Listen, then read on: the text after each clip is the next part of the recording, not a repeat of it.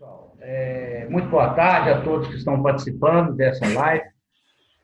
A intenção do sindicato, que é o Sintitop, Sindicato dos Trabalhadores de Transporte e Obras Públicas, o Sintidé, é de trazer para as pessoas, principalmente os associados do sindicato, os servidores do DR e da Secretaria de Infraestrutura, a visão legal, tanto da reforma da Previdência como a existente. E o sindicato está querendo promover e ver se um número maior de pessoas participa disso, para a gente formar um grande bloco para combater essa reforma da Previdência, que vai ser muito prejudicial aos servidores. O governo teve o tempo para começar isso, desde novembro do ano passado, e agora, em cima da hora, está querendo aprovar uma reforma da Previdência e administrativa, e sempre penalizando o servidor público. E nós trouxemos aqui o professor Felipe De Filippo, mestre em Direito Constitucional e especialista em Previdência, para nos falar e trazer para a gente as informações que nós estamos precisando saber sobre a situação da Previdência, o que na visão dele, vai impactar a todos. Enfim, é uma palestra.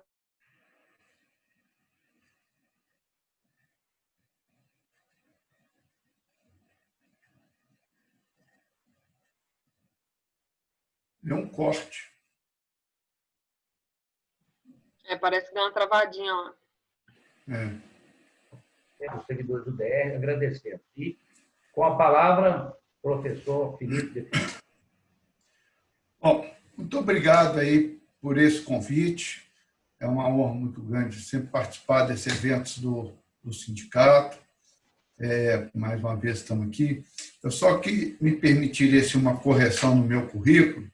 Eu sou mestre em Direito Público, né?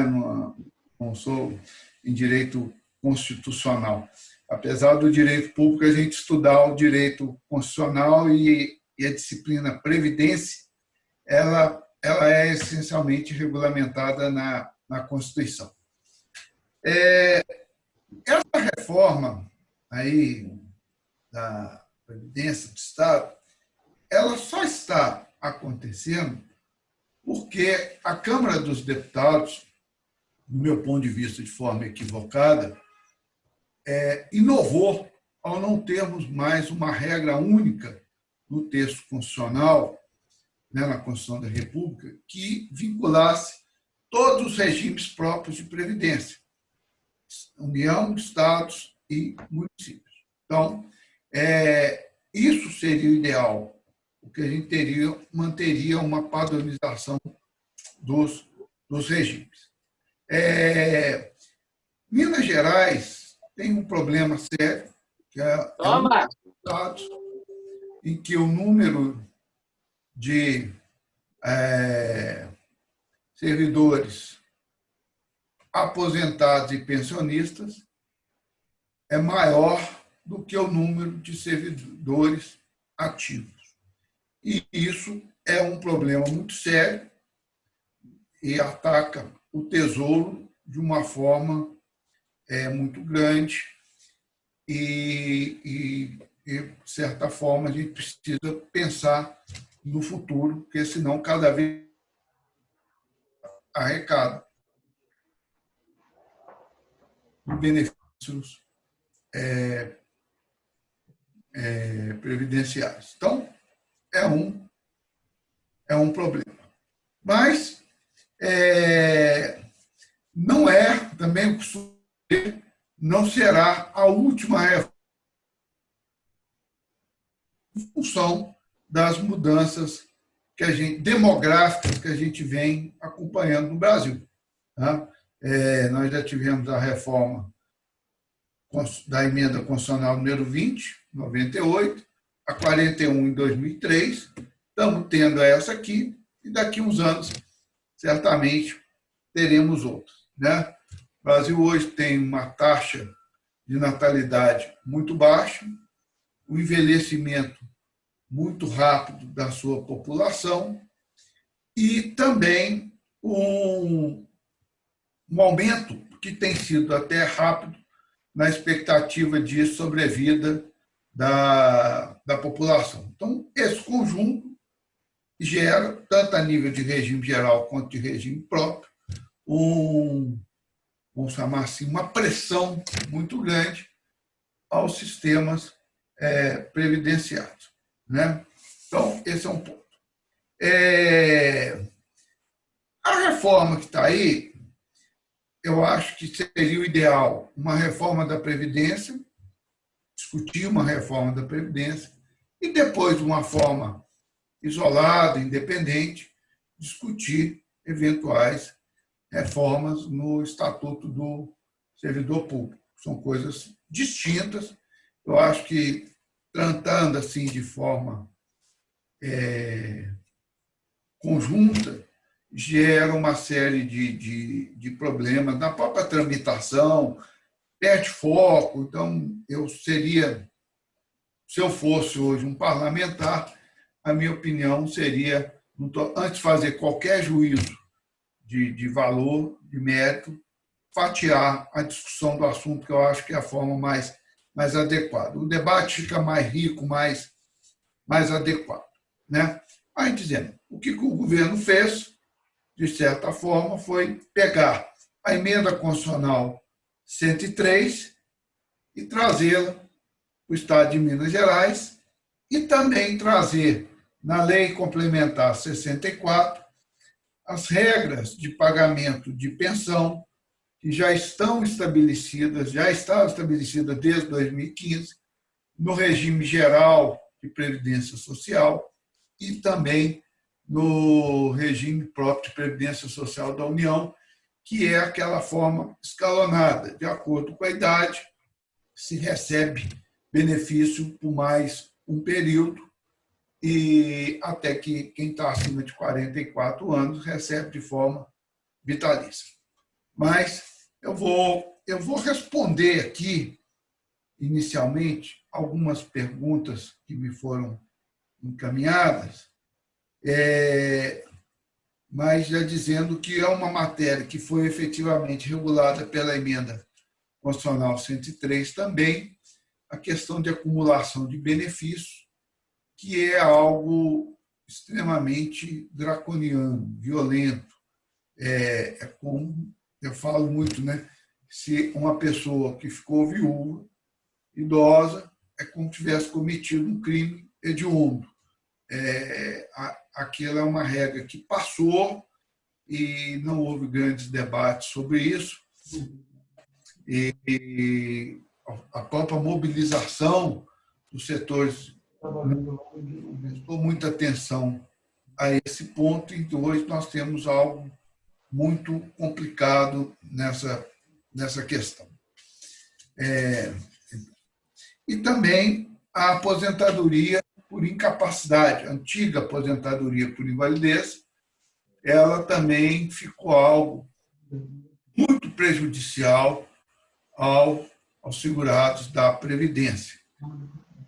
Ela perde aquela regra de via geral da integralidade e passa a ser uma regra de proporcionalidade.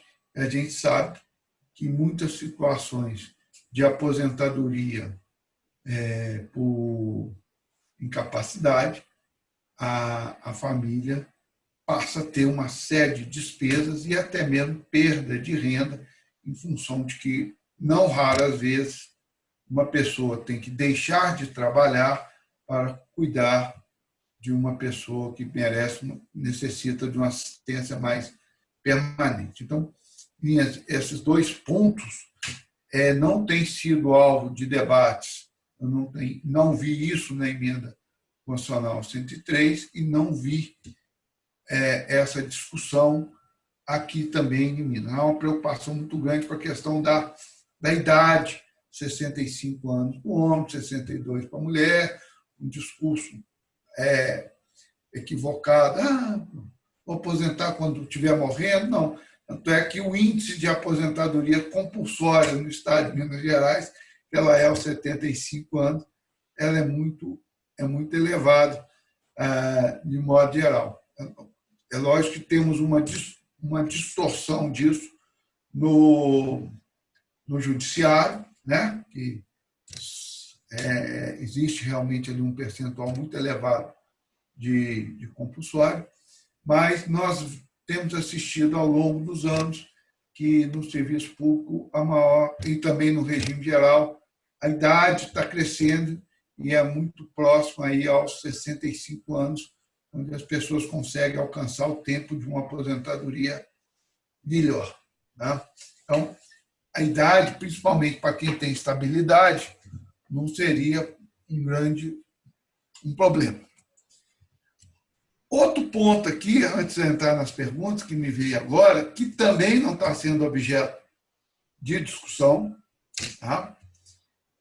E também não foi objeto de discussão na tramitação da emenda constitucional 103, é praticamente o fim, né, digamos assim, da aposentadoria especial. Tá? A aposentadoria especial, ela merece ser bem tratada, ser bem cuidada, porque são pessoas que trabalham com a exposição de agentes físicos, químicos e biológicos. Nós temos problemas sérios, principalmente na área da saúde, onde não é pelo desgaste, mas é pela exposição, o risco que essas pessoas estão correndo, e que essa mudança agora vai aumentar muito isso. E eu até falo que nós estamos com muito risco de muitas aposentadorias, pessoas que se aposentariam com direito a uma aposentadoria especial, vão terminar se aposentando por incapacidade ou, em alguns casos, sequer vão aposentar, né? Dependendo da atividade que elas exercem. Tá? Então, são pontos aqui que eu chamo muita atenção, está passando à margem do debate e um discurso, porque eu vou aposentar quando morrer, e, de fato, isso não é bem verdade. Para quem está hoje trabalhando, tem as regras de transição, né? E em muitos casos, elas contemplam aí que a pessoa está tentando trabalhar 1 ano ou 6 meses a mais e sem ter grandes complicações aí nesse sentido. Mas até tem uma das perguntas que me foi feita aqui que eu vou mostrar uma diferença muito grande nesse ponto, da aposentadoria especial.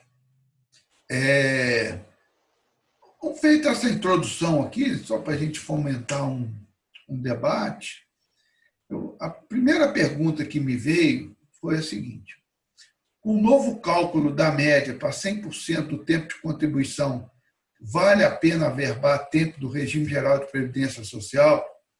Pode desaverbar se estiver afetando essa média? Olha, pode desaverbar. Enquanto você não aposentou ou não usou esse tempo para algum benefício funcional também, que são 2 pontos importantes. Às vezes a pessoa averba e ela já está tendo um benefício, alguma vantagem pessoal para na sua remuneração, para melhorar a sua remuneração, ou até mesmo de acesso à carreira. Então, quer dizer, ainda não aposentou, então ela não vai poder depois desaverbar. Tá? Mas, se ela não usou para nada, nem para aposentadoria, nem para alguma vantagem funcional, ela pode desaverbar. Agora, se é bom ou é ruim, eu gosto muito de dizer que em previdência, infelizmente, nós não temos receita de bolo. É uma coisa muito individualizada. Temos que analisar caso a caso. Vamos imaginar que é o seguinte: eu tenho um servidor público que ele tem uma média salarial muito baixa, infelizmente o executivo, né? A gente vê aí que o governo paga, quando paga R$2.000, ele está pagando praticamente 70% da remuneração da folha. Quando eu pego isso aqui, dependendo do que eu não vai fazer grandes diferenças na vida dele, mesmo em termos de média. Bom, mas se eu tenho uma média baixa e passei num concurso que eu vou ter uma remuneração mais alta, aí eu tenho que avaliar. É muito difícil dizer assim, mas, via de regra, não compensa. E, muitas vezes, exatamente o pessoal que tem uma remuneração mais alta, não raras vezes, juízes, delegados, promotores, eles também vão lecionar em escolas particulares, né? Eles conseguem isso. Então, ou seja, ao averbar para cá, eles podem ter um problema, além de diminuir a futura aposentadoria deles no regime próprio, eles estão se prejudicando no regime geral. Então, às vezes, é melhor não averbar e fazer um planejamento, que eu falo sempre. A gente precisa fazer um planejamento previdenciário. Para muitas dessas questões, é sentar e ver. Por exemplo, no mês de fevereiro, esteve lá no nosso escritório uma senhora, um desespero para aposentar. Ela é até contribuinte individual, está morando fora, está contribuindo, queria aposentar. Fizemos as contas. Agora, em agosto, quer dizer, 6 meses depois, ela ia completar a regra de transição. Ela vai aposentar sem a incidência do fator previdenciário. Por causa de 6 meses. E ela contribui sobre o teto. Estou falando aqui de uma diferença no salário dela de R$ 1.500 na aposentadoria, desculpe, R$ 1.500 por mês que ia ter, aproximadamente. Então, quer dizer, por causa de 6 meses, ao prejuízo que a pessoa ia ter. Né? Então, agora, em agosto, nós vamos dar entrada ao pedido de aposentadoria dela.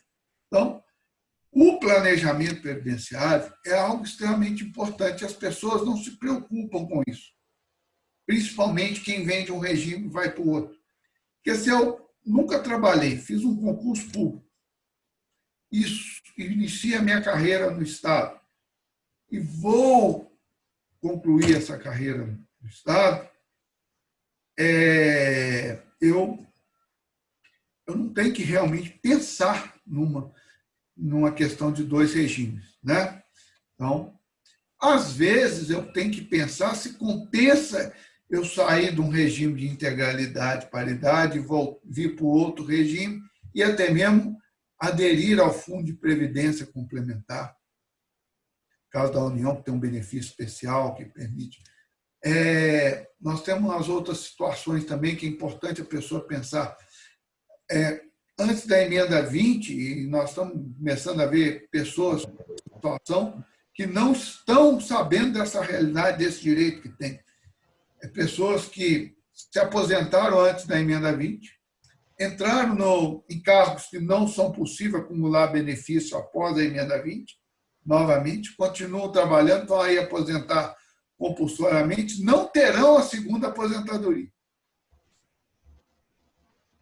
Só que, às vezes, preencher o requisito, se eu pegar esse tempo e levar para o INSS, ela vai ter uma aposentadoria lá no INSS. Então, isso é para mostrar a complexidade individual, né? Que as pessoas que transitam por 2 regimes, elas deveriam, sim, antes de tomar qualquer decisão,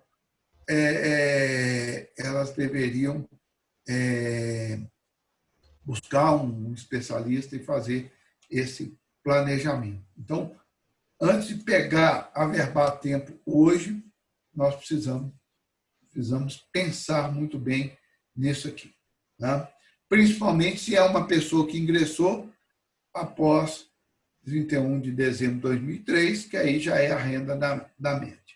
Né? Então, essa pergunta foi uma excelente pergunta. É diferente tempo de contribuição e período de contribuição? Foi uma pergunta. Não, normalmente essas expressões são usadas como sinônimo. A gente chega lá, a gente fala, qual que é o meu período de contribuição? Né? A gente vai levantar que coincide com o tempo. Aqui eu nunca vi diferença em todos os atendimentos que a gente tem feito nisso aqui.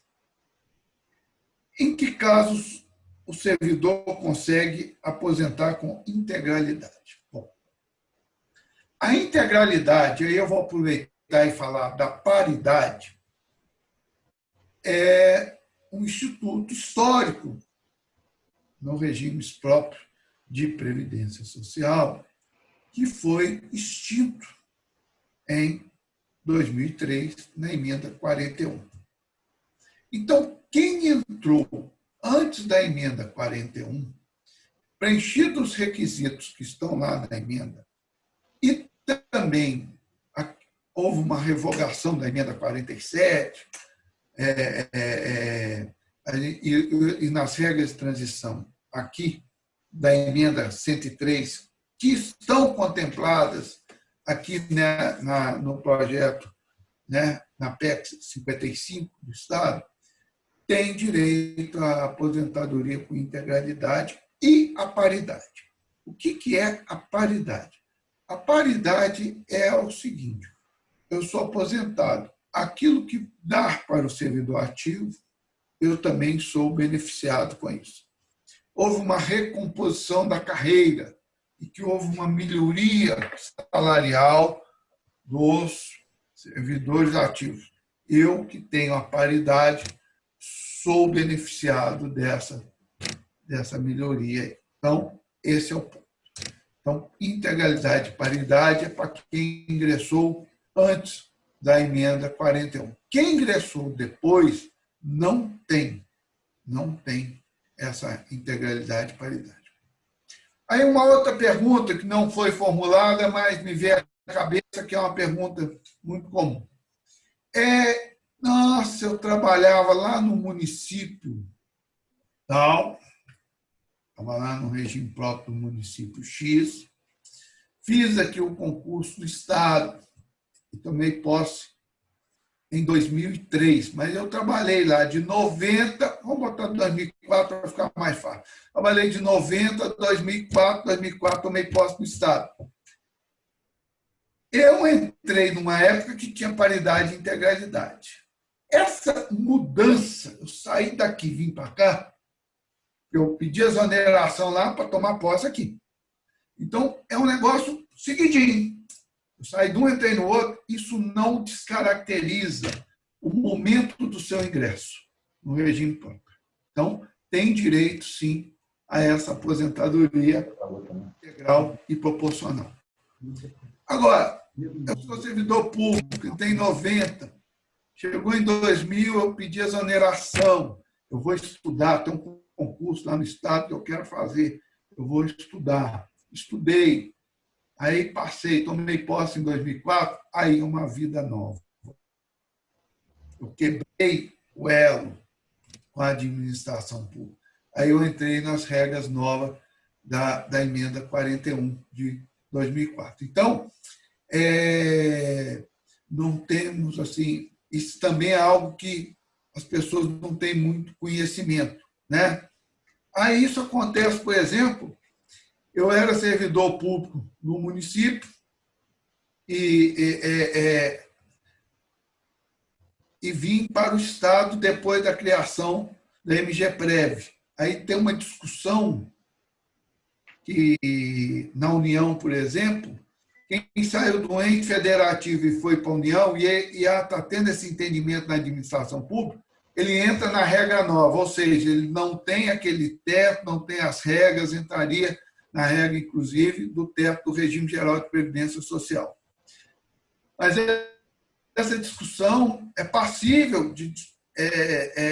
essa regra ela é inconstitucional, porque o parágrafo 14 lá do artigo 40 da Constituição fala que quem já ingressou no serviço público antes tem o direito. Então, essa mudança de ingressar, mesmo que seja feita em entes diferentes. Quando eu saio dentro do próprio ente, por exemplo, eu sou professor do Estado, fiz uma carreira, um concurso para ir trabalhar no DR, é outra carreira. Mas eu estou no mesmo ente federativo, não se está tendo essa discussão. Só quando vem de um ente federativo para outro.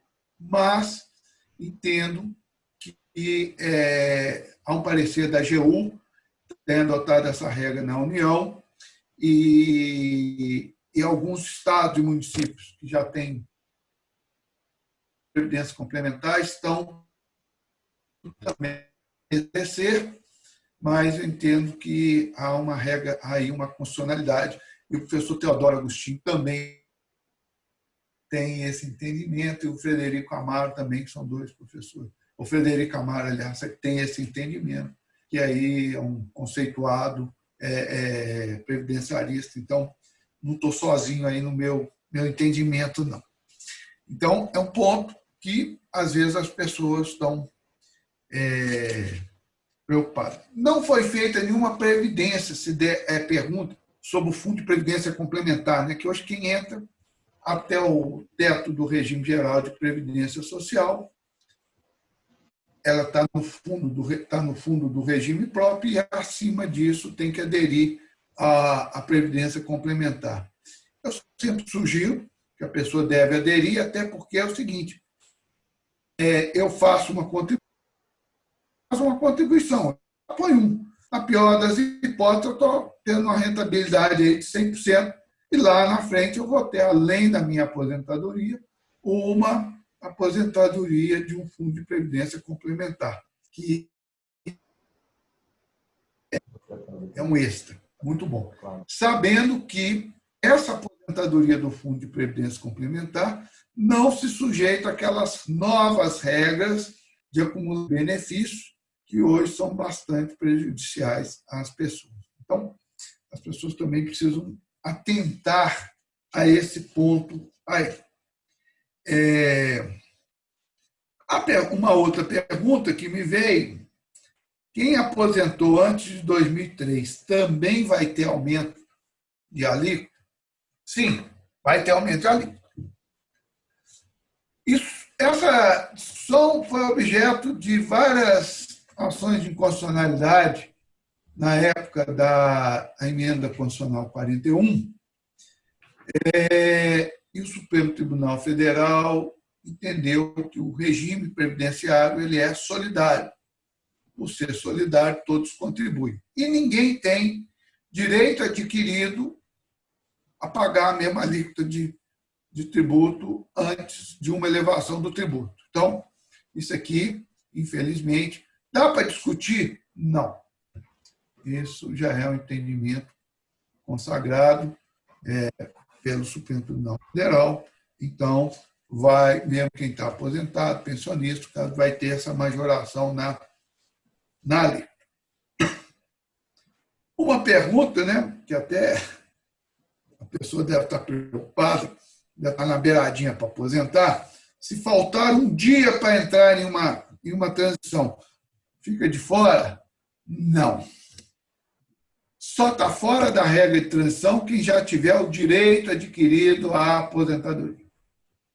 Bom, por exemplo, hoje foi promulgada a emenda constitucional, né? Então, a partir dessa promulgação, eu vou fazer o seguinte: quem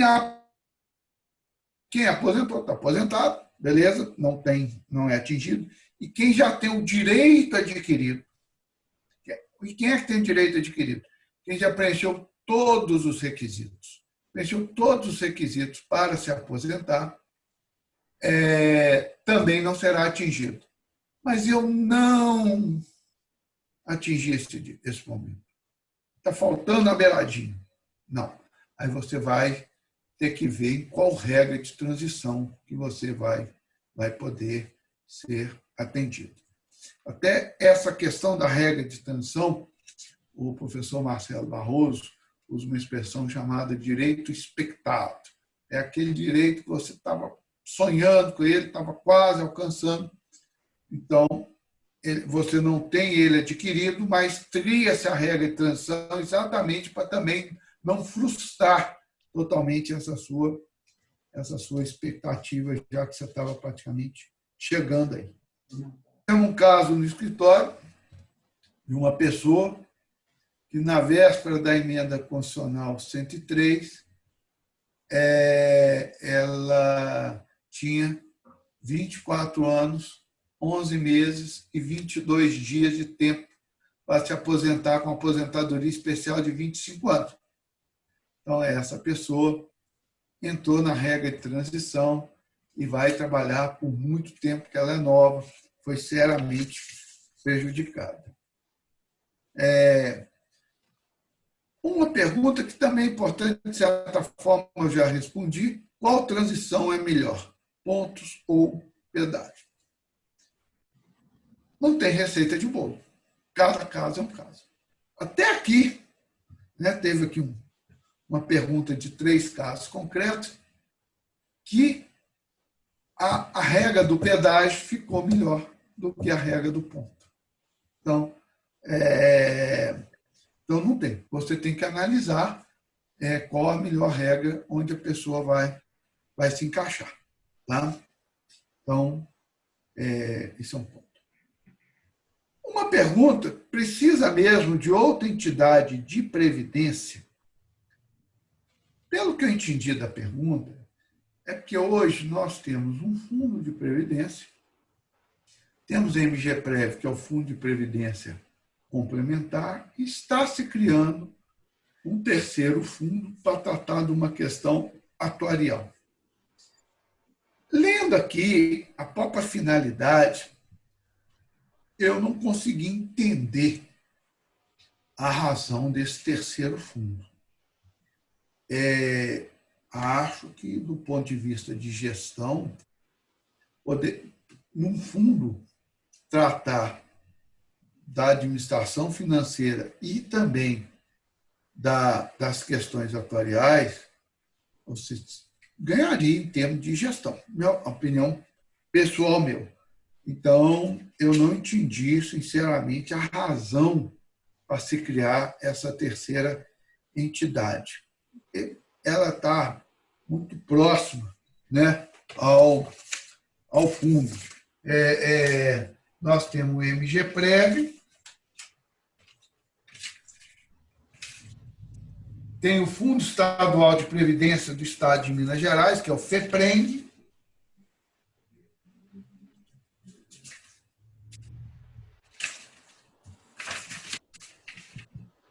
e vai cuidar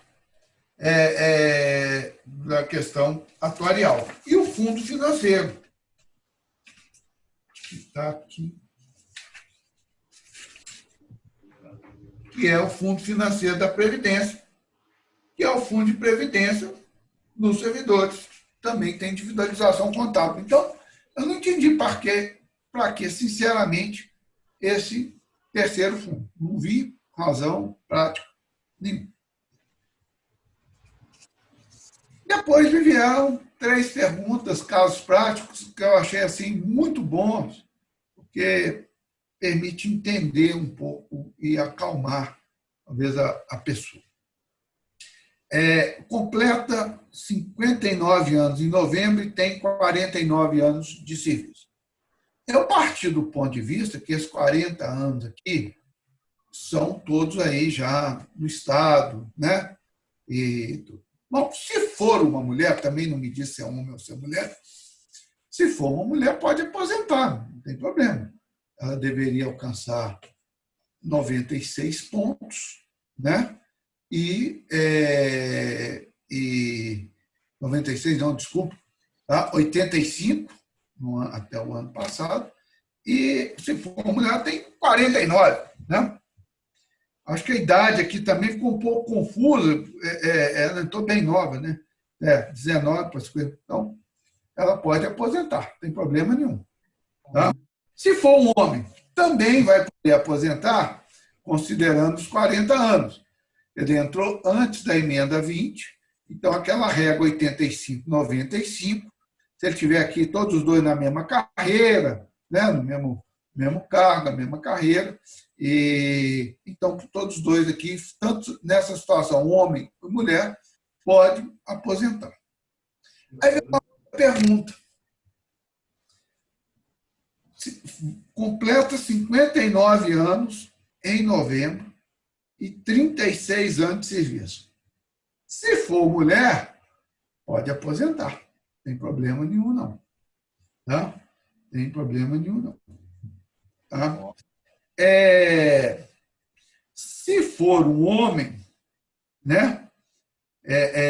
Hoje, hoje não tem os 95, que teria hoje 58 com 36, 94.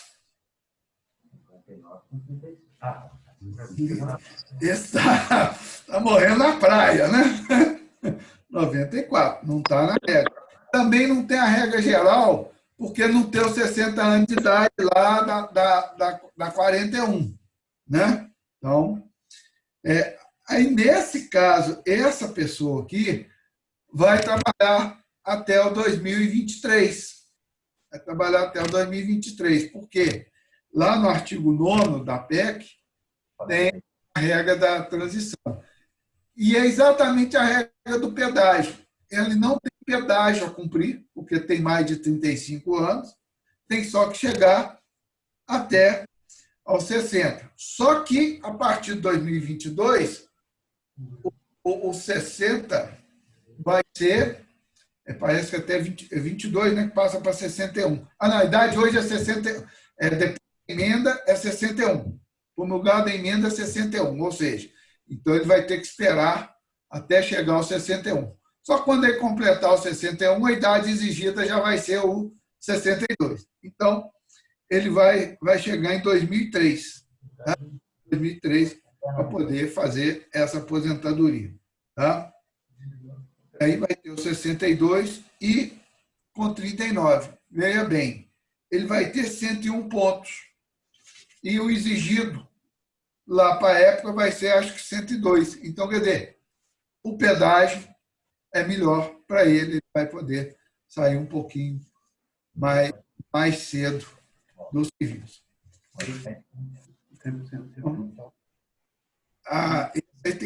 Tinha que torcer para essa emenda sair lá em dezembro, né? Para sair em dezembro.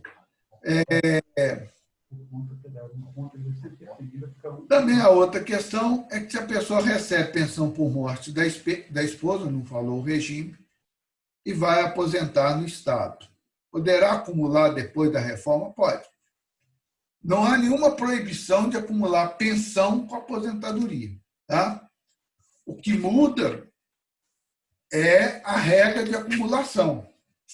É que a pessoa vai optar pelo maior benefício e receber um percentual do outro benefício. Isso muda. Então, ela vai poder acumular, mas um dos dois aí vai ter um ajuste de valor. Tá? Essas foram as perguntas que me foram encaminhadas, fiz aqui essas considerações, né? E tem mais alguma pergunta, Poliana? Vamos lá. Olha, por enquanto, agora não. Quem precisar fazer a pergunta aí, pode abrir o microfone e fazer. Tá, já estou apto aí, Poliana? Tá, pode falar. Estou te ouvindo bem. O professor, é o seguinte, eu tenho 4 dúvidas. Uma delas eu não tenho dúvida, não, mas só para esclarecer para o pessoal.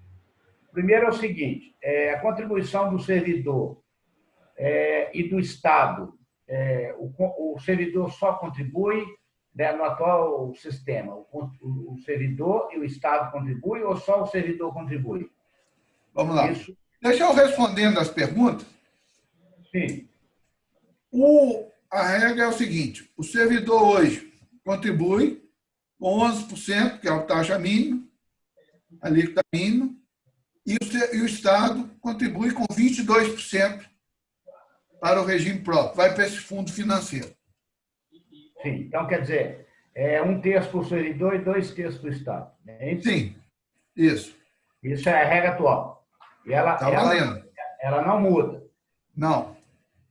Tá. Essa segunda pergunta que eu teria aqui é com relação a esse exemplo que foi dado agora.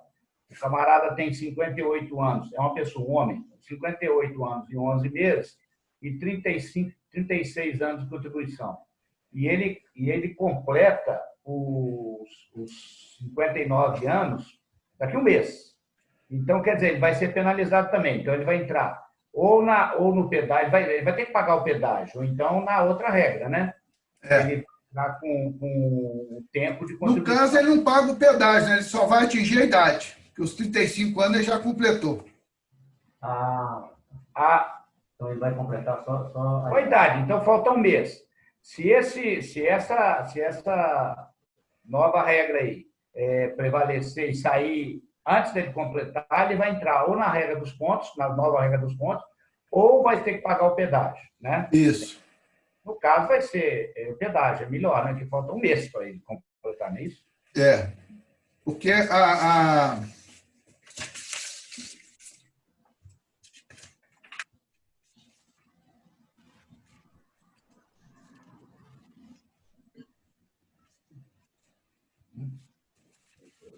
regra do ponto, ele tem que ter 61 anos de idade e 35 de contribuição. Essa é a regra do ponto. Para dar o 96. Sim, aí no caso aí vai ser para ele mais interessante o pedágio, né? Ele vai ser a outra, porque ele só vai ter que completar a idade. Não deixa de ser, entre aspas, um pedágio, né? Mais uma penalidade. No caso dele, bem caro, né? A outra pergunta que eu gostaria de fazer é o seguinte. A SAMG Prev, que está sendo constituída agora, proposta pelo governo, ela vai cuidar da Previdência, estão querendo separar a saúde da Previdência, né? O DSENG vai ser dividido em duas funções, da saúde e da Previdência. O governo, que garantia que nós temos que o governo, daqui a pouco, vai fazer a mesma coisa que fez com o FUNPENG?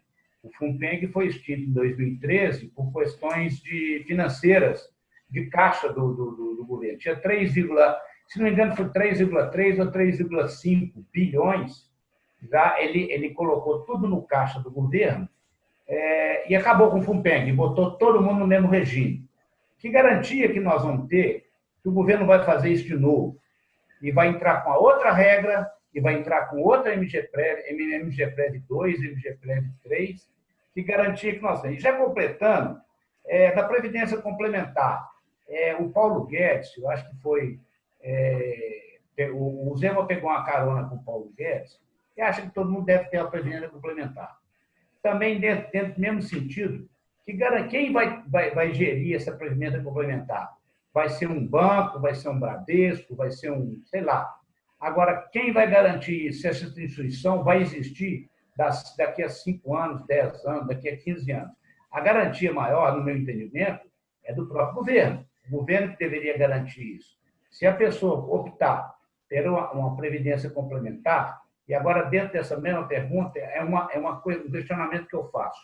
Se o governo tinha que ser depositário fiel de uma contribuição que eu fiz durante 35 anos, que hoje, ele, no meu entendimento, ele não tinha que pagar mais nada, porque ele aposentou, ele já pagou pela aposentadoria dele. Se ele tivesse depositado numa caderneta de poupança, eu fiz um estudo muito simples, e a pessoa que pagou pelo um salário mínimo e que tivesse esse desconto que o governo impôs a ele, se tivesse depositado na caderneta de poupança, com juros de poupança, ele, depois de aposentado, ele ia receber esse salário durante 15 anos sem nenhuma participação do governo.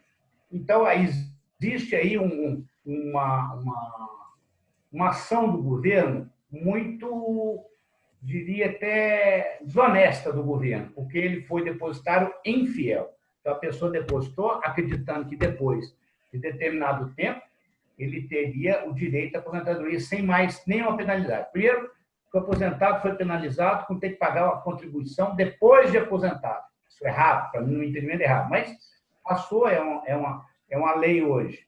Já que ele teria que pagar mais nada, absolutamente nada. Hoje o governo impôs, ou vai impor, mais uma alíquota em cima do servidor. Então, sem querer misturar as coisas todas, primeiro a MGPREV. Quem garante que ela vai existir daqui a 5 anos, daqui a 10 anos, o governo vai fazer uma coisa. E depois da Previdência Complementar. Quem garante que ela vai existir também? Então, é uma dúvida que eu tenho, eu acho que mais de cunho mais político, de projeção para o futuro, que o atuário faz isso, mas se o atuário, se o governo não for honesto, com o seu princípio, sendo que ele já tinha 2/3 da contribuição do servidor, ele já fazia isso. Ele não fez. Agora impõe ao servidor uma má gestão dele. Então, são essas duas coisas que eu gostaria de esclarecimento. Vamos lá. Essa questão de botar a mão no dinheiro dos fundos de previdência, tá? A emenda constitucional 103 resolveu isso. Existe agora uma proibição expressa disso na emenda constitucional, na Constituição da República, que vale para a União, Estados, Distrito Federal e municípios, lá no artigo 67. Inclusive, quem descumprir isso fica sem direito a repasse por parte da União. Então, e tem também as sanções. E esse dinheiro hoje ele tem que ficar segregado. Tem a contabilidade própria agora.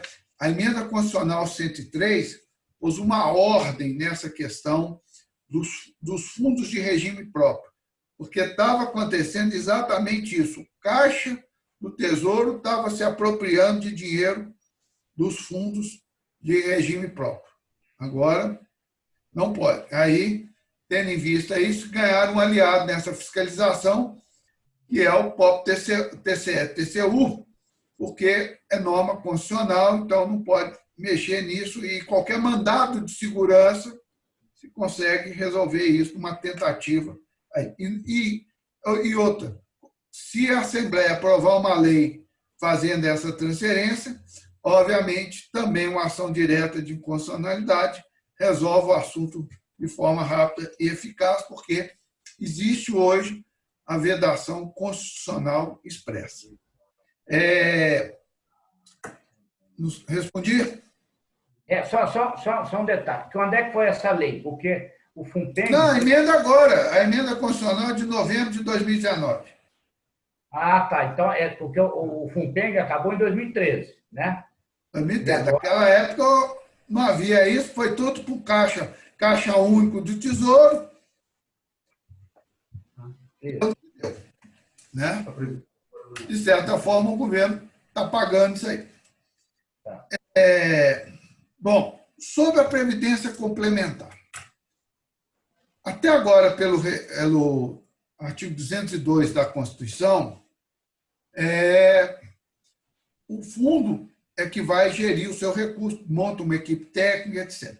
E dentro das normas que regulamentam os fundos de previdência complementar, na lei de criação, tem certamente, porque vem da própria lei complementar 109, exige isso, a obrigatoriedade de ter representantes servidores, tanto no conselho, na diretoria, conselho fiscal, conselho administrativo. O FUNPRESP executivo, por exemplo, teve um cuidado muito grande na eleição.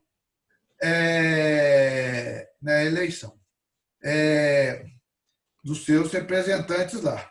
Colocaram um membro da AGU, teve um membro da AGU e no outro foi um membro da Receita, ou seja, o negócio ficou meio complicado ali, para a turma querer fazer rolo.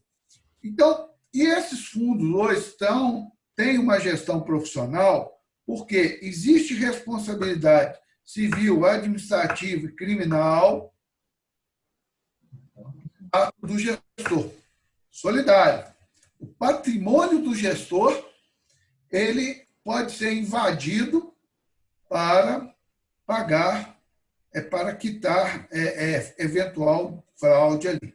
Tá? Então, e a partir do momento que a lei também complementar 109 obriga a prestação de conta permanente, o acesso às informações, e tem representante, principalmente dos servidores, nessa gestão, se escolher bem quem vai estar lá, a coisa caminha bem. A lei permite, a emenda constitucional 103 permite, mas depende de uma regulamentação, de uma lei complementar, a contratação de empresas, bancos, né? Por exemplo, Caixa Econômica Federal, Banco Brasil, para gerir esses fundos. E são pessoas que têm aí uma expertise, muito grande. Então, isso visa o quê? Visa a possibilidade do fundo, que não tem um volume muito grande de recursos e ficaria muito caro contratar uma equipe especializada, licitar, que é um detalhe interessante, tá? Já há uma decisão do TCU com relação a isso, obrigação de haver licitação na contratação da gestão. Tá? Então, eu acho que essa profissionalização da gestão dos recursos da Previdência Complementar está consolidada. Tá? Está bem consolidada. A questão final, depositário fiel ou não, nós temos que entender o seguinte: os sistemas previdenciários, eles são sistemas solidários e de gerações. Lembrando que a efetiva contribuição previdenciária do servidor público para financiar a Previdência Social começou na Emenda Constitucional número 3 de 1993. E depois a Emenda 20 de 1998 tornou obrigatória a contribuição.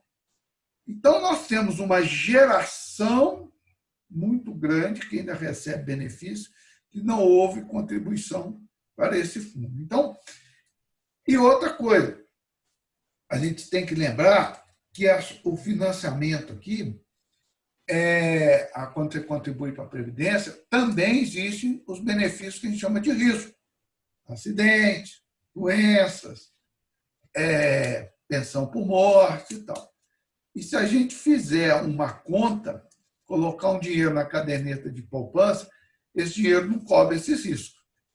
E muitos fundos de previdência privada aberta estão por aí, que o pessoal acha que é a solução, né, do negócio, lá também não tem essas garantias, não. Tá? Então, não é uma questão de ser depositário infiel, é porque o dinheiro que vai ali, ele existe uma questão solidária.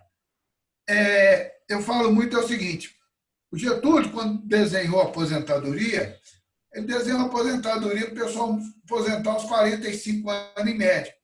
Numa época que a expectativa de vida era 48. Nós nunca teríamos problema. Só que essa expectativa de vida, graças a Deus, né? Graças a Deus, ela foi andando, e o negócio ficou parado até que começou a querer julgar para frente essa história. Então, eu não diria que nessa questão do depositário fiel, em função desse princípio da solidariedade. Até mesmo porque quando o Tesouro tem que pagar esses benefícios de qualquer forma. Né? Então, agora a gente tem que ver o para frente aqui. Sabendo que daqui 10 anos nós vamos estar conversando aqui de novo, se Deus quiser. Né? Certeza. Felipe, Tem mais pergunta aí, Poliana? Tem uma pergunta aqui do... Poliana, sem querer monopolizar o negócio, agora parece que o Diogo tem uma pergunta aí. É isso que eu vou falar. Ô, Poliana. Oi. Poliana, eu também quero fazer uma pergunta. Tá, eu vou só fazer a pergunta do Diogo aqui primeiro e depois... Isso, ok. Tudo ótimo. Para quem entrou no Estado após 2004, vale a média de contribuição para fim de aposentadoria? Alguns de nós do DR têm a oportunidade de escolher contribuir pelo vencimento básico ou pelo cargo comissionado. Como calcular o que seria mais vantajoso para fins de aposentadoria? Vale a pena contribuir mais para aumentar a média? Essa pergunta ela é muito importante. Por quê? Essa questão do cargo comissionado tem dado pano para manga. E a emenda constitucional 103, eu andei lendo isso aqui sobre a emenda, põe um fim a essa discussão, que é a contribuição somente pelas vantagens pessoais inerentes ao cargo e aquelas definitivas, aquelas que se encontram. Então, o cargo comissionado vai ficar de fora de contribuição previdenciária. Então, daqui para frente, não vai poder mais haver essa contribuição sobre o cargo comissionado. Então, isso aí não vai ter mais. Então, eu acho que aí é uma questão de fazer uma média, fazer um estudo de como é que estava, o que foi feito, quais são as projeções, e dentro dessa análise para esperar a aprovação desse texto aqui da reforma. Isso sendo aprovado, o cargo comissionado some da base de cálculo de contribuição. Obviamente, aquele período que foi contribuído, para o qual houve contribuição, ele vai entrar na média. Tá? Tem uma pergunta aqui também sobre doença crônica, né? Isso aqui, deixa eu falar. Da Ivone. Existe alguma previsão de regra de transição facilitada para portadores de doenças crônicas e graves? Exemplo, Não. tenho 48 anos, estou completando 30 anos de serviço na próxima semana e tive câncer de mama. Posso me aposentar antes dos 55 anos? Não. Não tem. Ela tem 53, né? Ela tem 48 anos.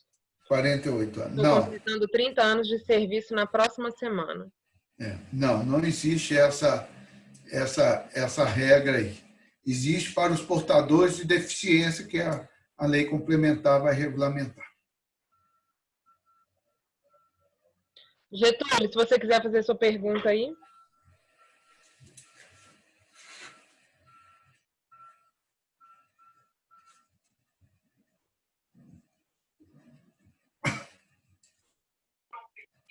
Me ouvindo? Agora sim. Ouvindo. Professor, a pessoa tem 56 anos de idade, 38 de contribuição e mais 2 anos de averbação. Qual a situação? Essa averbação foi feita quando? Já foi feita, está certinho? Já foi antes de 2003. Tá, então, no total de contribuição, você tem 40. Já tem 40. 56 anos de idade. Já é um aposentável. É esse que vos fala. Mas diz que a atleticano vai poder aposentar, mas não. Obrigado, meu querido. Isso mesmo, 40 Só isso, Poliana, obrigado. Com 56, 96. Você entrou 38, você entrou no DR aí, né, no civil, antes da emenda 20, antes de 90. Entrei com anos. Então, quer dizer, já preencheu todos os requisitos aí dos 25 anos aí, certinho. Tá? Ok, obrigado. Mais alguém? Alguma pergunta? Poliana, só dar uma completada aqui. Tá bom. No caso de vocês, ainda está aplicando as regras antigas, porque seria a emenda 47, aquela regra 85, 95. Isso. Que isso vai ser revogado. Tá? Tá valendo.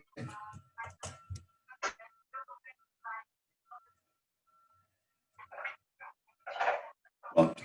Ok, obrigado. Falou. Alguém aí? Mais alguém tem alguma pergunta? Pode abrir o microfone aí e falar.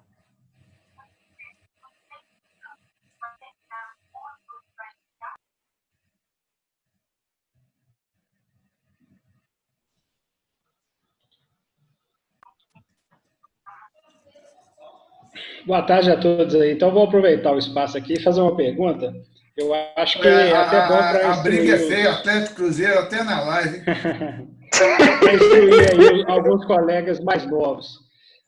Professor Felipe, para essa geração de, vamos dizer, faixa etária aí entre 30 e 40 anos, e lá no DR tem uma geração mais nova considerável nessa faixa etária, né, que nem está pensando agora, né, nem está no limiar de uma regra ou outra, nós estamos todos enquadrados nessas novas normas, né, porque a maioria de nós entrou em após 2004, o que resta, basicamente, é fazer a previdência privada fora do Estado, né? Porque, pelas nossas faixas salariais, nós também não teremos oportunidade de fazer aí esse fundo previdenciário do Estado, porque havíamos comentado aí, né, na última live aí do sindicato, que aí o Estado só está bancando isso a partir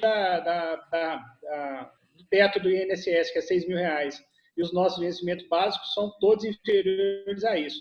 O que resta, basicamente, é fazer a previdência privada, né? Não tem outra opção. Diogo, realmente, a entrada é o seguinte, o Estado só banca a partir de quem está acima do teto, né? Então, por exemplo, hoje o teto é 6.101,06. Vamos imaginar aqui que o cara ganha 10.101,06. Sobre esses 4.000 é que ele vai fazer a contribuição patronal. Tá? Eu não conheço as regras do Fundo de Previdência do Estado, mas vou dizer o seguinte, no caso das regras da Previdência Complementar da União, e talvez do Estado tenha isso, existe a possibilidade de você aderir ao fundo, mas bancar integralmente as suas contribuições. Tá? Então, porque eu vou falar o seguinte, a Previdência Complementar fechada, que é o caso de você, se você tiver a oportunidade de olhar bem o estatuto, ela tem muito mais benefícios do que uma previdência aberta. Tá? A previdência aberta ela é muito cara. Tá? Muito cara. E às vezes, não tem benefício. Por exemplo, a grande maioria não oferece contribuição para pensionamento e, quando oferece, é caro. Tá? Não oferece para nenhum risco e, quando oferece, é caro. Já o Fundo de Previdência Fechado, ele oferece todos esses riscos, você paga por ele uma parcela lá para complementar a sua aposentadoria. Então, talvez tenha, sim, a hipótese de você aderir ao fundo. Eu estou te falando que você deve procurar o fundo para saber, porque a lei de vocês eu não conheço ela no detalhe, para saber dessa possibilidade. Aí você vai fazer o que a gente chama autopatrocínio, paga a parte do Estado, e você aí fica aderindo lá e pode ter a previdência complementar. Entre uma previdência complementar fechada e uma previdência complementar aberta, quando você olha a gama de benefícios, a diferença em favor da fechada é muito grande. Dá uma olhada aí. Tá?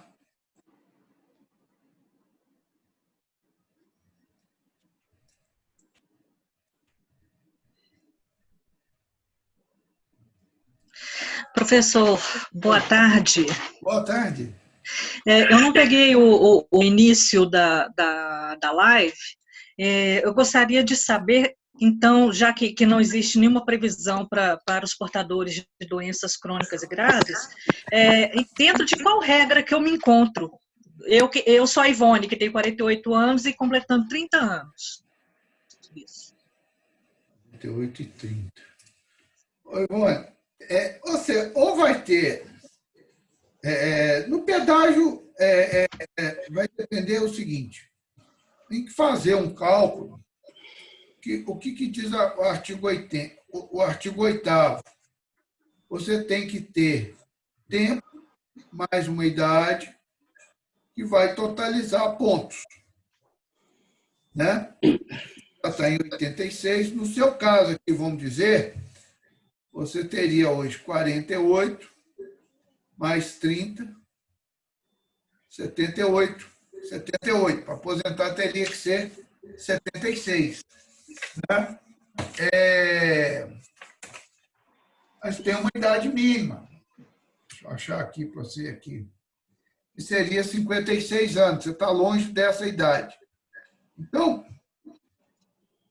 você vai ter que ir olhando a regra e ver. A grosso modo aqui, ó, se a gente pensar daqui 8 anos você vai ter 56 e 38, você vai ter 4,94. Né? Vou fazer aqui uma conta aqui. 87. 2021, 2022, 2026.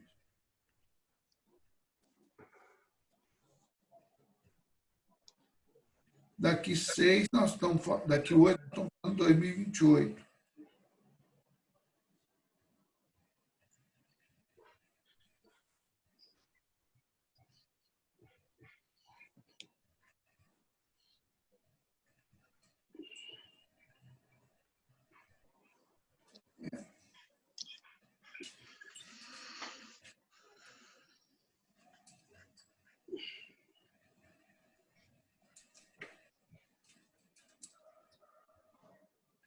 Lá para 2029, aqui numa conta de padeiro, tá? Caraca, é muito tempo. Muito obrigada, professor. Isso aqui meio rápido, né? Isso aí depois tinha que uma resposta correta mesmo, tem que ser feita com calma, que eu estou olhando aqui que vai cair. Vai passar a idade depois para 57, no regime de pontos. Você vai completar os 57 em 2029, né? Isso. E aí vai ter lá os 96 pontos exigidos que você vai completar lá. Ok. Muito obrigada. Tá, joia. Professor? Tudo bem, Marcelo? Tudo bem? Meu nome é Marcelo, eu sou médico da FEMIG e tentei, algum tempo atrás, a aposentadoria especial para médicos. Certo. E o STF julgou, aparentemente há um mês atrás, né, que caso o médico se aposente com 25 anos de trabalho, ele tem que abandonar a profissão dele. Ele não pode manter o contato com os agentes biológicos. Isso. E hoje eu tenho 58 anos e 33 anos de trabalho. Ou seja, se eu fosse aposentar por essa regra de 95 aí, seria exatamente quando eu fizesse 60 anos. 60 anos e 35 anos de trabalho. Qual que é a opinião do senhor? O senhor acha que eu tenho alguma outra alternativa? Bom, pergunta é o seguinte. Quando você aposenta, você tem um cargo só no Estado ou 2? Oi? Você tem um cargo ou 2 cargos? Um cargo só, um vínculo só no Estado. Bom, vou te dar uma dica aqui. Quando você aposentou especial no Estado, você rompeu o seu vínculo com o Estado. Isso. Vai embora. Ao montar um consultório para você vai para o regime geral de previdência social. Isso. Qualidade de contribuinte individual. Certo. O contribuinte individual não tem direito à aposentadoria especial, porque não se consegue provar que ele tem um contato frequente, exposição suficiente para ter aposentadoria especial, não tem financiamento. Então, o fato de você se aposentar no Estado, com aposentadoria especial como médico, não te impede de ser médico no seu consultório. Mas segundo a última decisão do STF, sim. Não. Eles falaram que, inclusive, podem caçar a aposentadoria de quem tiver recebido alguma coisa do Estado, se for identificado que esse médico continua trabalhando, operando no seu consultório ou de forma particular. A questão toda é o seguinte: você será um contribuinte individual. A Lei 8.213, que regula o regime geral de previdência social, porque você saiu daí e foi para outro regime. Lá no regime, você não vai ter direito à aposentadoria especial. Certo. O que acontece? O que a decisão, tecnicamente falando, é o seguinte: quem tem o direito, recebe aposentadoria especial, não pode, e isso já está na lei desde 1991, havia uma discussão da constitucionalidade desse dispositivo, não pode continuar trabalhando em atividade que coloca a exposição, que vai de garantir também a aposentadoria especial. Como presume que o contribuinte individual não tem direito à aposentadoria especial, ele não pode ser punido de trabalhar como contribuinte individual. Agora, se você for médico de um hospital, pode ser, mas só que você tem que separar também os regimes. Você não poderia continuar trabalhando com médico num cargo e médico no outro. Aí no Estado, mas no regime geral, com seu consultório, você atuando, pode. Ok. Esse é o meu entendimento por causa da independência dos regimes e o fato do contribuinte individual, volto a dizer, né? Contribuinte individual não ter direito à aposentadoria especial. Aquele que é cooperado a uma cooperativa de trabalho tem direito à aposentadoria especial desde que a cooperativa faça um PPP e tal. A Unimed nunca fez PPP individualizado para médico aí. Para todo Obrigado. mundo, regra geral. Então, dá para... Posso fazer uma outra pergunta aqui? Pode. O Marcelo Maziero perguntou aqui, professor Felipe, se um tempo de serviço for averbado no regime próprio para o regime geral, é possível posteriormente desaverbar? Se sim, qual é o tempo? O que você averba do regime geral no regime próprio, ou do regime próprio no regime geral, é possível desaverbar. Você leva esse tempo para onde você quiser. Desde que, o que eu falei no início, você não utilize esse tempo para nenhum benefício, seja previdenciário, seja funcional. Tá? Como o tempo do regime próprio para o regime geral, né? Aí nós falamos de contrato de trabalho, então, se você não usar esse tempo lá para aposentar, depois, se for o caso, você pode voltar com ele para o regime próprio. Agora, é o seguinte, se eu estou trabalhando no Estado, vinculado ao regime próprio de previdência, eu não posso pegar um período meu aqui e levar para o INSS, não. Tá? É só em caso de romper o vínculo com aquele regime próprio de previdência social. Se eu estiver preso ali, não. Tá? Marcelo, se você quiser perguntar mais alguma coisa, pode abrir seu microfone e perguntar para ele. Oi, Felipe, tudo bem? Ô, Marcelo. Tudo bom? Vou te ver. Então, eu não vou fazer propaganda enganosa, não, mas se vocês precisarem de um atuário bom, de serviço, competente, está aqui. Obrigado, Felipe. Obrigado. Deixa eu te falar, porque teve um cliente que me procurou recentemente e ele ia precisar aguardar o tempo de serviço, né? Mas não é do Estado, não, é da Prefeitura. No caso, ele precisa de 20 anos de serviço pela PEC, por conta da PEC cumprir os 20 anos, né, de contribuições. E por conta disso, ele precisa averbar o tempo dele do regime geral para o regime próprio. Mas, então, ele estando no regime próprio, ele não pode averbar para o regime geral? Ele não pode fazer isso? O tempo dele, do regime, que ele está lá no regime próprio. Vamos dizer assim, eu trabalhei na prefeitura, depois fui para o Estado, certo? Então, não. Vou dar um exemplo aqui para entender bem esse tempo de averbação. Eu rompi o vínculo com a... Eu trabalho no regime geral, trabalhei na prefeitura e hoje estou no Estado. Esse tempo de prefeitura que eu já rompi o vínculo, eu levo ele para onde eu quiser. Ou para o regime geral, ou para o regime próprio do Estado. Agora, eu estou trabalhando no Estado. Sou servidor público do Estado. Enquanto eu tiver aqui, tempo daqui eu não trago para o regime geral. Não levo, desculpa, para o regime geral. Entendi.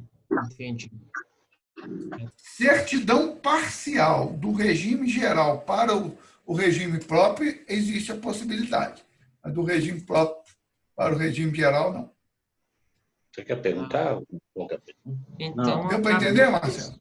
Acaba que a pessoa, então, estando no regime próprio, ela não pode levar esse tempo para o regime geral e acaba tendo que cumprir esse tempo dos 20 anos de contribuições para poder aposentar. Exato. Ou então pede exoneração, né? Por exemplo, se ela tiver pouco tempo já tendo tempo suficiente para aposentadoria, ela pode pedir a exoneração e aposentar pelo regime geral, então. Pode, porque esse tempo, inclusive, conta para carência. É porque o caso da pessoa é o seguinte, ela tem... teria que trabalhar pelo menos mais uns 4 anos para aposentar pelo regime próprio, e o salário dela é muito próximo ao teto do INSS. Então, é para ela... Vou te falar um caso que nós tivemos lá no escritório. Tem uma senhora que ela completou a idade para aposentar no município de Belo Horizonte. Quando for fazer a média, ela ia aposentar por idade proporcional. Ela pediu a exoneração, averbamos o tempo dela no INSS, requeremos uma aposentadoria, deu diferença em favor dela, por causa do cálculo, de R$ 1.300. Só que agora tem que ver o cálculo, tem que fazer o cálculo de acordo com a regra nova também, né? O que melhora para ele ou não. Entendi. Perfeito, Felipe. Obrigado, viu? Tá joia, Marcelo. Bom falar com você. Ótimo também. Estou gostando muito, viu, da live. Que bom. Mais alguém?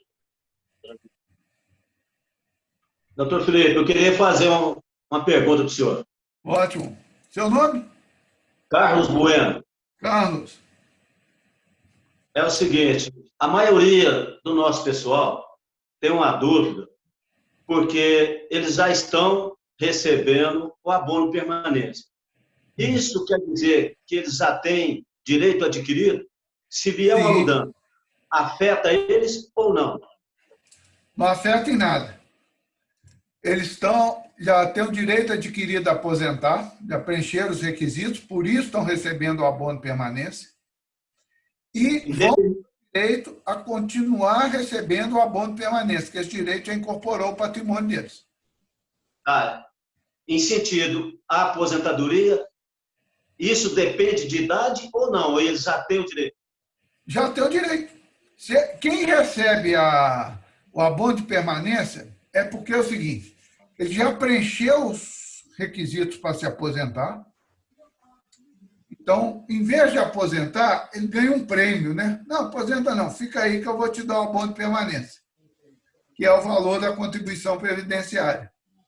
Até o dia que ele aposentar ou até o dia que completar os 75 anos, que é a compulsória. Obrigado. Tá bom? Tá bom, obrigado.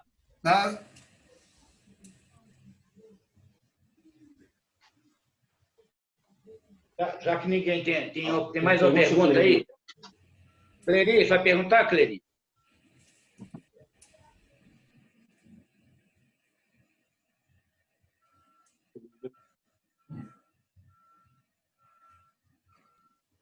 Juliano.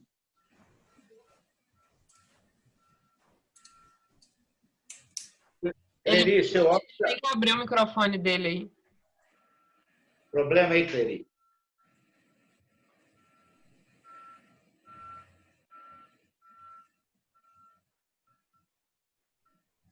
Então, vou aproveitar, professor, é o seguinte, já que o Cleri não está tendo acesso, é só para esclarecer para o pessoal, porque até que eu sei, para quem tem abono permanência, então, alguém questionou um dia desse aqui, parece óbvio, mas só para a turma saber. Tem um abono permanência, você desconta lá os seus 11%. Você, se mudar a alíquota, tanto faz para essa pessoa, porque ela já não paga. Ela não vai pagar com 11, não vai pagar com 13 ou 19, não interessa. Então, para a turma saber que ela não vai perder nada com esse negócio. Agora, uma dúvida que eu tenho é o seguinte: as pessoas que têm, eu não sei se tem a ver com o assunto ou não, as pessoas que têm abono permanência, vamos supor, o camarada tem um salário de R$10.000, então ele tem um desconto da Previdência de 11%, de 1.100.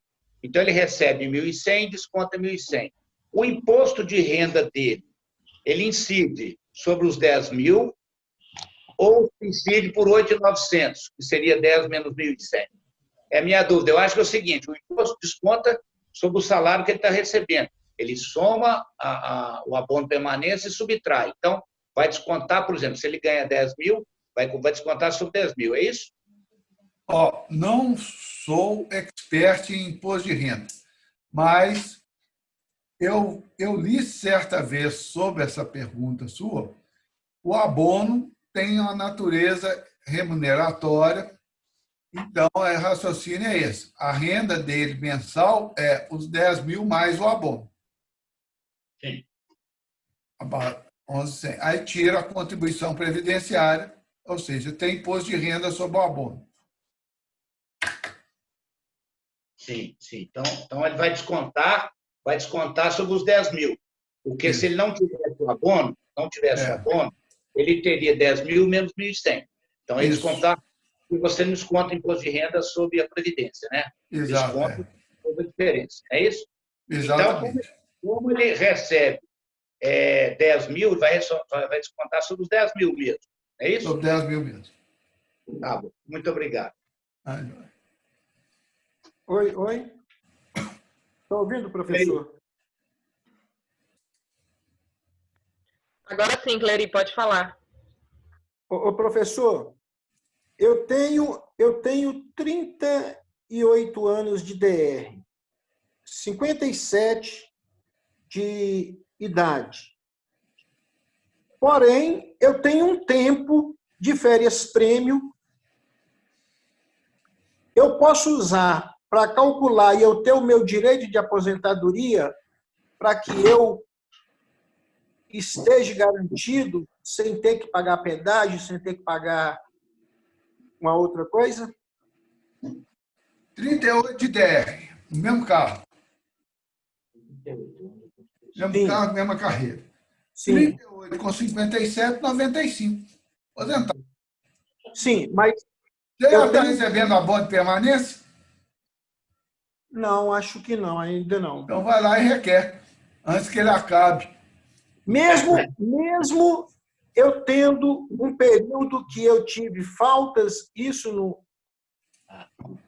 Aí é uma questão pessoal aqui que eu estou baseando o seguinte: 38 anos são 38, né? 38 menos isso, menos aquilo. Sim. Até porque eu também, se eu tirei férias prêmio também, não interfere. Não interfere, férias prêmio não interfere, não. Agora, essas férias prêmio, elas são anteriores a 1998? São. Oi? São. A que é anterior a 1998 pode ainda ser contado em dobro. Pode ser contado em dobro e eu posso usar para me ter a garantia do meu direito de aposentadoria. Sim. Garantido. Sim. Férias prêmio depois da emenda 20, não. Então, você tem que olhar a sua ficha funcional lá. Há uma contagem de tempo, porque você, talvez, inclusive, você já tem direito até preencher os requisitos para aposentar ao abono de permanência.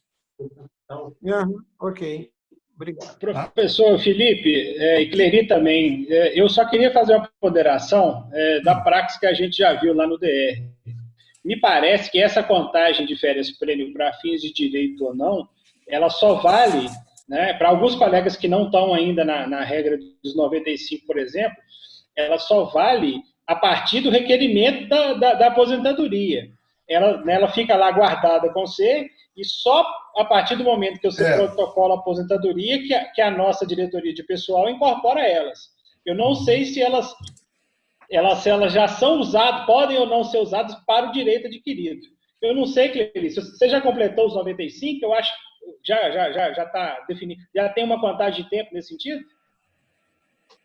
Pois é, Diogo. Eu não sei porque eu tenho um período que eu faltei, entendeu? Na época do Nilton Cardoso eu tive muita falta, eu não ia trabalhar. Eu acho, Clerice, que tem que pedir uma contagem de tempo urgente para você aí, para você ter noção disso. Só. Beleza, mas foi boa a sua intervenção aí também. Eu não sei se eu posso contar essas férias prêmio para mim ter a garantia. Eu acho que elas só contam depois que você protocola a aposentadoria. Após o requerimento, né? Mas Aí... eu pedi essa contagem para você tomar uma decisão aí, né? Uhum. É porque tem alguns colegas, professor Felipe, que eles têm lá a expectativa que a nossa diretoria de pessoal, inclusive, faz a contagem. Olha, você pode aposentar lá vamos supor que em novembro de 2020, usando as férias prêmio. Mas se alguma coisa na legislação mudar antes desse novembro de 2020, há que se refazer uma recontagem, porque essas férias prêmio podem ou não ser mais utilizadas. Mas já aí vem o direito adquirido, está lá na emenda 20, e aquilo que reconhece direito adquirido não pode ser mudado mais, não. O direito adquirido é um direito de cláusula pétrea, que a gente chama lá do artigo 5º da Constituição, é um direito sagrado. Eu não sei especificamente se é o caso do Cleri, mas nós temos alguns colegas do DR que vão adquirir o direito a aposentar agora no final desse ano. Eu estou falando de alguns casos conhecidos. Em tese, ele só poderia se aposentar, vou chutar aqui, em dezembro de 2021, em tese. Mas ele tem lá 12 meses de férias prêmio para aposentar em dezembro de 2020. Esse é um caso, né? Um caso Mas concreto. tem que ser férias prêmio anterior à emenda constitucional. Sim, exatamente. Então, ele pode usar esses 12 meses aí para antecipar a aposentadoria dele em um ano. Só que se alguma coisa mudar nessas regras de ponto, isso pode ser ainda utilizado? Não, tá no ponto, Mas no ponto dele hoje, pega o somatório, os 2 anos que ele tem aí de férias prêmio, né? 2 anos, né, Cleuri? Ele não deve ter 2 anos de falta, né? 2 anos, fecha o 95. Entendi. Já tem o direito a aposentar. Agora, tem que olhar, vai lá e faz uma contagem, né? Fica esperando, não. Obrigado. Mais alguma pergunta, gente? Pode perguntar aí, Henrique. Professor Felipe, primeiro, é sempre uma satisfação tê-lo aqui conosco. Eu falo muito aqui com os nossos associados, que é sempre bom ter uma cara nova, né? Que a minha, eles têm o tempo que eles quiserem, o tempo todo, e a gente precisa renovar, trazer, agregar, né? Principalmente num momento como esse, de uma reforma com tantos aspectos, uma reforma pesada, de difícil compreensão para o servidor. Eu quero colocar não bem uma dúvida, mas é uma discussão. Eu gostaria de ouvir as palavras do professor, que essa discussão ela tá sendo muito travada. A gente vê não só nos nossos... ela é trazida não só pelos nossos associados, mas pelos servidores em geral e também no meio dos sindicalistas, né? A gente acompanha, então, a gente tem essa vivência, que é a questão da progressividade ou não das alíquotas, a questão da justiça fiscal, da equidade. Eu vejo que as pessoas têm dúvida. O que seria melhor, não em termos de arrecadação para o governo, é a visão do governo, né? Mas a questão do que seria mais justo. Uma alíquota única de 14% para todo mundo, que é uma alternativa colocada, né, pela emenda 103, ou a gente criar essa tabela como está, e em se criando uma tabela, seja essa ou não, vamos pegar a da União como exemplo, que tem mais faixas, né, de incidência, como se atingir ou se aproximar disso, né? Então, o que é melhor? Uma alíquota única, várias, quantas? Tem limite para isso? Não tem? Essa discussão está muito colocada. Seria muito interessante a gente ouvir as palavras da professora a respeito disso. Tem só uma outra questão, aí uma questão que me passaram, vou passar ao professor. Tem muita gente perguntando também, né? E a anterioridade tributária prevista lá no artigo 150 da Constituição? Se a gente aprovar essa reforma aí, quando que a gente começaria a pagar, não é? É 90 dias, é ano que vem? A emenda fala que entra em vigor imediatamente. Enfim, eu coloco essas duas questões para o senhor. Tá? Muito obrigado. Bom, a progressividade, do meu ponto de vista, ela faz justiça fiscal. Ela bem implantada, ela faz justiça fiscal. Ela permite que as pessoas que ganham menos paguem menos, quem ganha mais, paga mais. É o princípio do imposto de renda, que precisa ser mais progressivo, de maneira que as pessoas hoje mais pobres passam a pagar menos imposto de renda, que hoje, pela tabela, nós estamos chegando aí, quem ganha 2 salários mínimos está pagando imposto de renda. E, às vezes, quem tem 500, ganha 500 mil reais com uma série de benefícios, de artimanhas, não paga imposto de renda, né? Então, é um fato que precisa ser equacionado. Então, a progressividade bem implantada, ela promove uma justiça fiscal. Agora, de fato, eu vi aqui as alíquotas, na realidade, não está tendo progressividade. Tá? A classe mais pobre começar a pagar 13% de imposto, de contribuição previdenciária, é um valor que, no meu entendimento, não tem nenhuma progressividade. Tá? Então, a gente vê aqui, fazendo um comparativo com a União, quem ganha até 2 salários mínimos na União vai pagar de 11, reduz 6 inteiros e 5. Quer dizer, a diferença é gritante, né? Agora, quem vai pagar, aqui, por exemplo, quem ganha 20 mil, está pagando até aqui o final da lista aqui, né? Chegando aos mesmos 19. Então, quer dizer, não houve nenhuma justiça fiscal aqui nessa progressividade, tá? Dessa lei aqui. Até um castigo para o mais pobre. Essas alíquotas aqui é um Robin Hood às avessas, né? Está tirando o mais pobre para dar para o mais rico. Então, isso é uma coisa muito séria.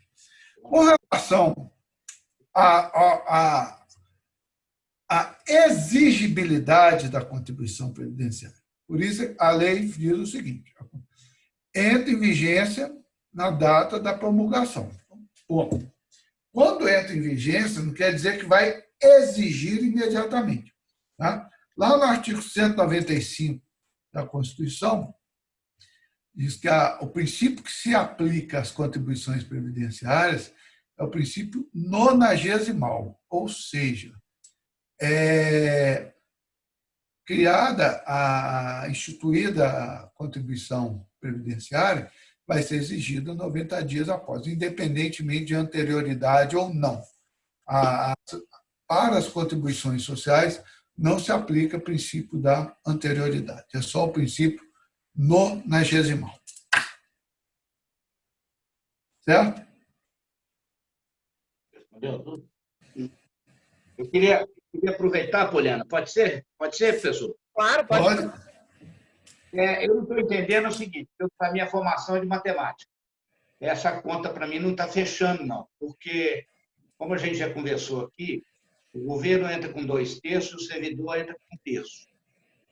Se o problema do governo é caixa, quando aumentar para 13, para 14, para 16, para 19, conforme a proposta do próprio governo, se o servidor vai pagar 13, o governo vai pagar 26. Então, essa conta, para mim, o buraco é maior ainda do que está agora. Então, eu não estou entendendo essa conta do governo, a não ser que ele deixe de pagar. Eu não estou entendendo. Se há uma contribuição, né, do governo participando com 2 terços, o servidor com 1 terço, vai aumentar o rombo. Isso é que eu não estou entendendo. Se o senhor puder explicar para a gente aqui, eu agradeço. Não aumenta o rombo, porque nós vamos ter mais dinheiro para pagar o rombo grande, que é o rombo da Previdência do Estado. Eu acho pelo contrário, ele está aumentando muito a contribuição do servidor, né, até do inativo, e aqui isso aqui se estende também ao pensionista, inativo, e ele em si, como se diz, vai aumentar a contribuição dele, mas o que ele gasta de contribuição previdenciária, vai gastar de contribuição previdenciária é muito menos do que ele vai gastar de pagamento de benefício. E se a gente projeta isso aí para o final, dá uma diferença. Agora, eu só não posso entrar numa questão atuarial, primeiro, que não tem acesso aos dados, e segundo, o atuário é o Marcelo. Eu não entendo essa área, mas, assim, dentro de uma lógica, é essa: o valor da contribuição gasto é muito menos que o valor que paga de benefício. Agora, que eu não sei, não posso dizer as razões atuariais dessa tabela, isso também não posso, que eu não tenho nenhum conhecimento sobre essa área. Mas, do ponto de vista social, vou dizer aqui, né, é uma penalização muito grande para os mais pobres. Muito grande. Tá bom, muito obrigado.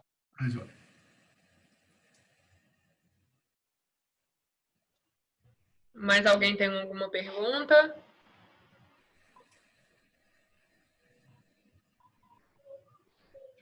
Podemos finalizar? Da nossa parte, eu acho que está ok. Eu gostaria de agradecer essa oportunidade, tá? E dizer aí que estou sempre à disposição, tá? É um prazer muito grande, né? E vou dizer o seguinte: eu tenho muita questão para a prova aqui lá dos meus alunos. Se eles reclamarem, eu vou pôr a culpa no senhor, viu, presidente? A ideia foi sua.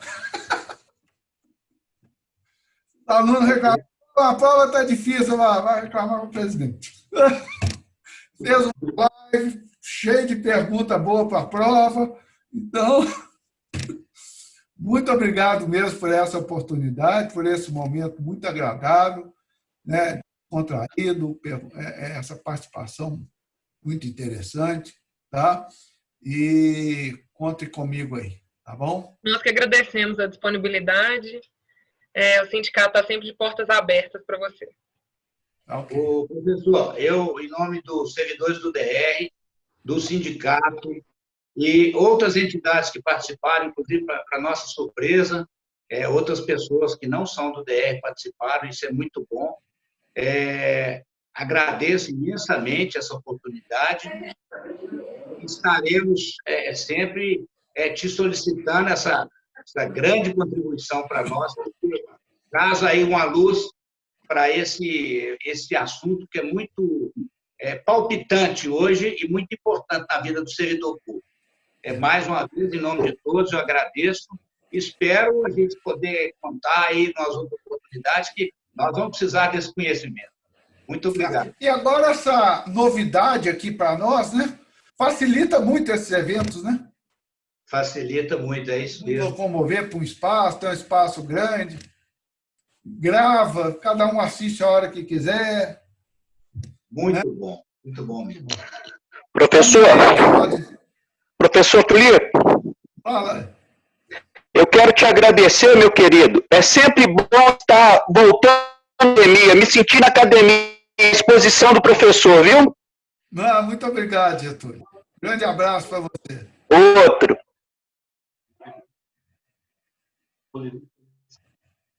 Poliana, então nós podemos encerrar, né? Podemos encerrar. Quero agradecer a presença de todos. Foi muito bom ver todo mundo aqui junto. E até a próxima. Até a próxima, gente. Muito obrigado. Obrigado.